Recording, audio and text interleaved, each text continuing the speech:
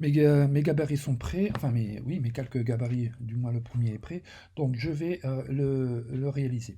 Alors, première chose, bien vérifier que nous sommes sur le calque gabarit, ok, et ici, on revient sur l'onglet page, vérifier que nous sommes bien ici dans la partie supérieure sur le B édito.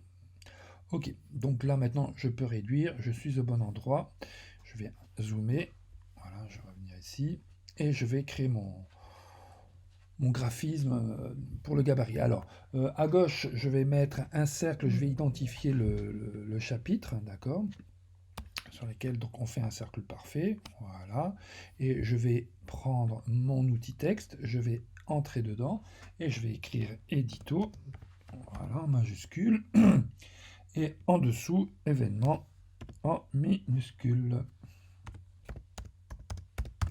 Voilà.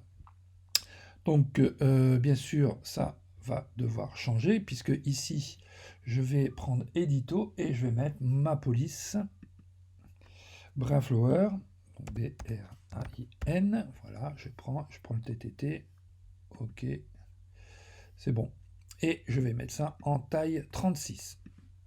Voilà, je prends le mot événement et c'est du Futura, voilà, Futura Bold, ok, et je mets ça en taille 24. Voilà. Alors, bien sûr, on ne va pas s'arrêter là, on va reprendre l'objet ici, et bouton droit de la souris, on va modifier, transformation, plutôt option du bloc texte. Donc, on va mettre une bordure, d'accord, intérieure, donc bon, je vais mettre 5, voilà, ok, je mets que ceci. Ah oui, j'ai oublié une chose, justification verticale, hein, ça va éviter que le texte reste collé en haut, donc ici, on va le centrer. Ok, je valide. Bien sûr, au niveau du paragraphe, idem, je vais centrer. Voilà. Maintenant, bien sûr, ce cercle est peut-être trop important, donc je vais ici dans transformation et je vais mettre 60. Voilà, et 60. Voilà. Ok. Donc, j'ai les bonnes dimensions, je vérifie tout ça. Impeccable. Donc si jamais vous avez le mot événement qui se met sur deux lignes, jouez, d'accord, jouez avec la marge. Donc je vérifie parce que sur mon essai, donc ici, je suis bien caractère, je suis bien en 36, ok, et événement, voilà, je suis bien en... Alors on pourrait s'amuser ici, l'édito, d'accord, on connaît la... Voilà, vous voyez, pourrait s'amuser à avoir exactement la même largeur. Donc maintenant, je vais ici travailler sur les couleurs. Donc je reprends mon objet texte et je vais ici contour, eh bien, je vais enlever les contours, je n'ai pas besoin de contour, donc 0. Et la couleur, je vais prendre un rouge parfait au niveau du fond. Donc, hein, on se met bien ici sur le fond de l'objet, donc un rouge parfait. Voilà, j'augmente le magenta. Voilà, et le jaune, tac, tac. Ok, donc cela étant fait, je vais maintenant modifier la couleur du texte de la police. Donc couleur du texte, ici je vais mettre du blanc. D'accord.